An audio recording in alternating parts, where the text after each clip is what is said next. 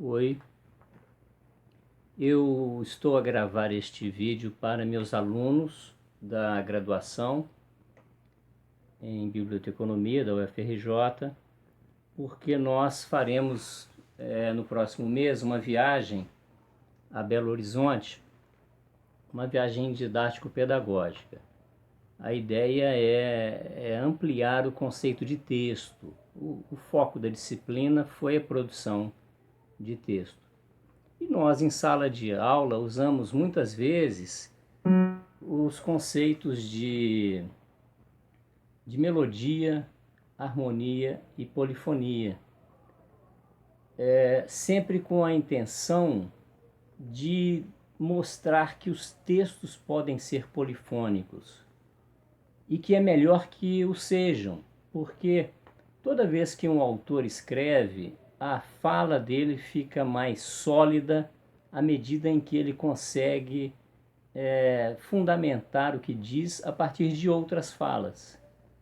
Então, o recomendável é que os autores façam da sua voz, digamos, a primeira voz de um canto, sempre estruturando aquilo que fala em outras vozes que o antecederam.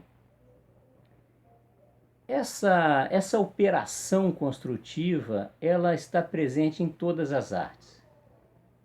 Todo grande artista, ele estabelece diálogos. A cultura é assim, né? Ela estabelece diálogos. E nós, durante todo o curso, nós fizemos muitos paralelos da literatura e da escrita com outras artes e com manifestações culturais e intelectuais diversas. Belo Horizonte é uma cidade-texto. Esse é o ponto. É uma cidade projetada. E tal como Brasília, ela carrega no seu projeto todo o pensamento, não só da época de quem a projetou, mas carrega também o modo de viver, o modo de pensar dos projetistas. Não é? No caso de Belo Horizonte, o líder do projeto foi o engenheiro Arão Reis. Ele e sua equipe escolheram o local e fizeram ali todo um tracejado urbano. E nós, quando chegamos na cidade, se nós temos um olhar inquiridor, um olhar que observa, que interroga, que estabelece elos e relações, nós logo vemos que Belo Horizonte ela traduz sentido que nos orienta. Como Brasília, a diferença é que Brasília é uma cidade de orientação numérica, impessoal, digamos assim. E Belo Horizonte não, a orientação dela é construída a partir da cultura do tempo, não é? Então, muito da literatura mineira do século do ouro, muito da história do Brasil, da geografia do Brasil, está ali construindo, digamos assim, esse tecido, esse texto que a cidade é. Quando nós, por exemplo, chegarmos à Praça da Liberdade, nós teremos diante de nós pelo menos 4 gerações de arquitetos. Uma geração do início do século XX, uma geração lá dos anos 70, uma terceira geração antes dos anos 70, o Niemeyer dos anos 50, 60, depois uma geração dos 70 e, por fim, a arquitetura do Maia com a Rainha da Sucata, que é um prédio de 1985, 83, por aí. Há um diálogo entre os 4. Tal como há um diálogo, se sairmos ali do perímetro da Avenida do Contorno e formos até a Lagoa da Pampulha, quando entramos na Igreja de São Francisco, nós encontramos o próprio Niemeyer, que é o desenhista do prédio, não é? Mas encontramos, Portinari, Di Cavalcanti, Sesquiati, Lúcio Costa, o próprio paisagismo de Burle Marx. Então há uma série de expressões estéticas distintas, há uma série de discursos que consolidam isso que eu venho chamando aqui de polifonia. Para ajudar os alunos a uma compreensão um pouco mais fácil de uma etapa da nossa viagem, que será na Sala Minas Gerais, uma audição de ensaio da Orquestra Filarmônica de Minas, é que eu gravo este vídeo. Porque nós teremos o privilégio de entrar em contato com um repertório bachiano. Nós ouviremos os filhos de Bach, alguns filhos de Bach, acho que 4 ou 5, e o próprio Bach no programa. E Bach é autor de... O Bach é muito importante para a história da música. Ele é a base desse diálogo. Se nós criarmos uma linha discursiva na história da música ocidental, não há quem não componha uma música rica de conceitos, de elementos morfológicos que não tenha alguma raiz em Bach. Eu separei aqui 4 partituras para mostrar para os meus alunos, a começar por um prelúdio bachiano, um prelúdio em dó maior, que é o primeiro prelúdio de um álbum chamado Cravo Bem Temperado. Depois eu quero que os meus alunos ouçam um prelúdio de Chopin, depois um prelúdio de Villa-Lobos e, por fim, uma modinha de Tom Jobim. Então, imaginem, 4 composições. Uma de 1700 e alguma coisa, uma segunda de 1800, do século XIX, uma terceira do 20, início do 20, que é o prelúdio de Villa, e, por fim, a composição popular do Tom Jobim. Para isso, obviamente eu não sou pianista, não vou executar essas obras, mas eu quero mostrar aqui as partituras para que o sentido se dê. Este é o prelúdio do Cravo Bem Temperado, um prelúdio em dó maior. Este é o prelúdio número 4 de Chopin, Opus 28, número 4. Logo aqui embaixo, o prelúdio bachiano, vejam, Bachianas Brasileiras, número 4. Do Villa-Lobos. Então, ora, esta obra não se chama bachiana à toa, ela se chama bachiana porque ela dialoga com Bach, obviamente. Então eu gostaria muito que os alunos reparassem no desenho que há aqui e de alguma forma tentassem comparar este desenho com o desenho que há aqui. Então, notem a forma do desenho do canto superior, que está na clave de Sol, e o desenho do canto superior, que está aqui na clave de Sol. Vamos ouvir isso para a gente ter uma ideia do que se trata, né? Desculpem o improviso de toda essa gravação, mas a ideia é a seguinte: o prelúdio em dó maior do Bach é o prelúdio que deu fundamento para Gounod criar a Ave Maria de Gounod. Não é o que eu vou executar aqui, não é a Ave Maria, mas é a base da Ave Maria. Ouçam o tal prelúdio bachiano, um trecho dele, que é nada mais do que isso aqui.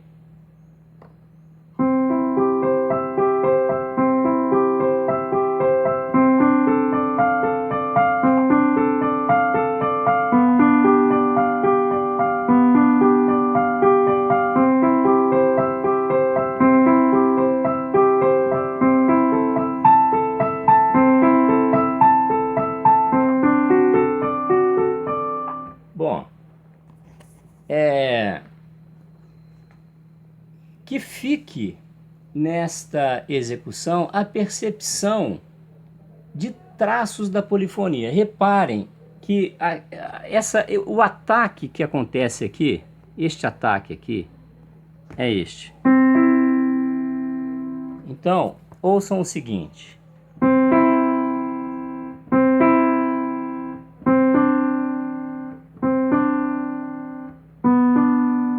Agora ouçam.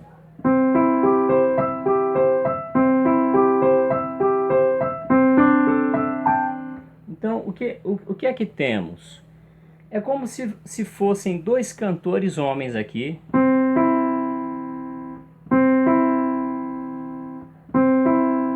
E um arpejado feminino aqui.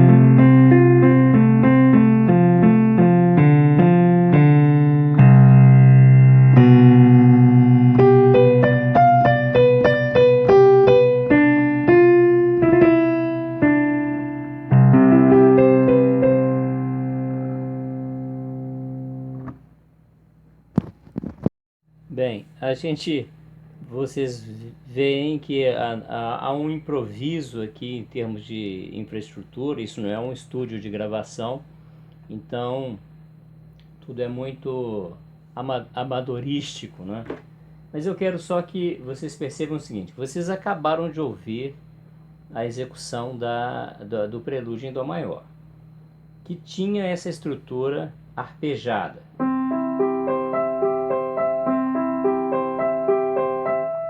Agora eu quero que ouçam isso como se fora uma peça estruturada em acordes, assim.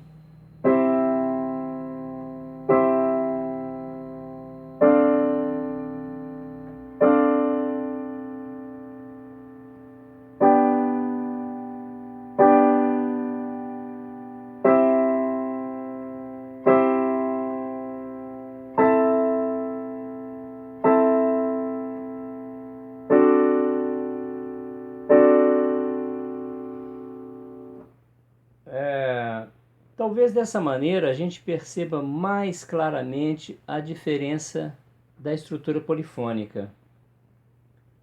Essa junção, que corresponderia, por exemplo, a dois tenores, fazendo uma espécie de primeira e segunda vozes, né? E mais no alto, uma soprano, por exemplo. Então nós teríamos, a bem dizer, uma base polifônica, harmônica, e uma melodia aqui no alto, né? Que ficaria tal como se ouviu lá na execução.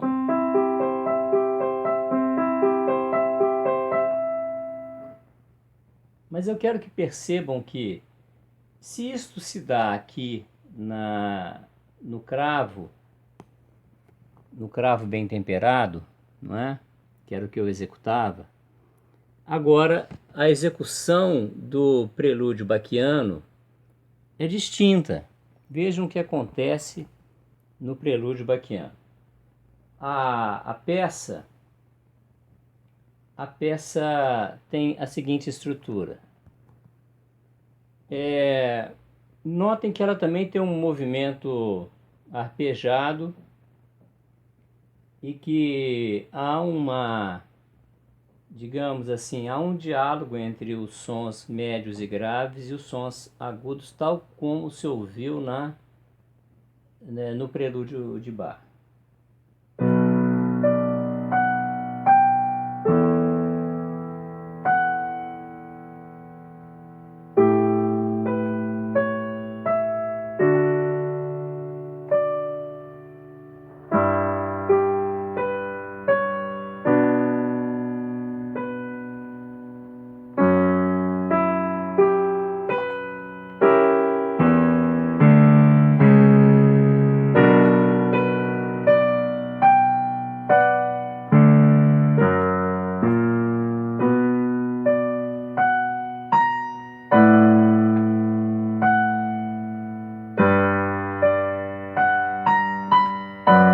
Movimento ascendente,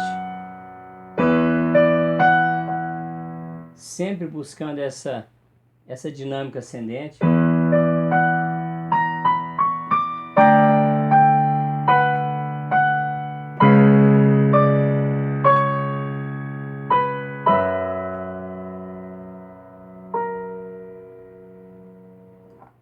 Então, eu quero que vocês entendam o seguinte.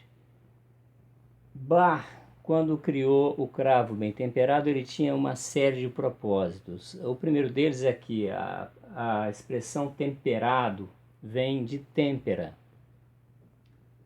que tem um sentido de firmeza, porque existem instrumentos que têm sons firmes, fixos, e instrumentos que não têm sons fixos. O violino, por exemplo, não é um instrumento temperado, mas o piano acústico é um instrumento temperado. Por quê? Você afina o piano uma só vez, você dá a ele uma têmpera, e só precisa fazer nova afinação em 6 meses, 1 ano, dependendo da qualidade do piano. Muitos instrumentos são assim, o cravo é assim, o órgão de foles é assim. Então existe uma categoria de instrumentos temperados e uma de não temperados. O violino, toda vez que você vai tocar violino, é preciso afiná-lo, até porque a afinação dele se altera de acordo com a temperatura. O ambiente, se você toca agora num auditório com ar refrigerado, de repente a luz acaba, o auditório queima, o ar refrigerado queima, o ambiente começa a aquecer, o violinista vai precisar, entre uma peça e outra, dar nova afinação ao violino.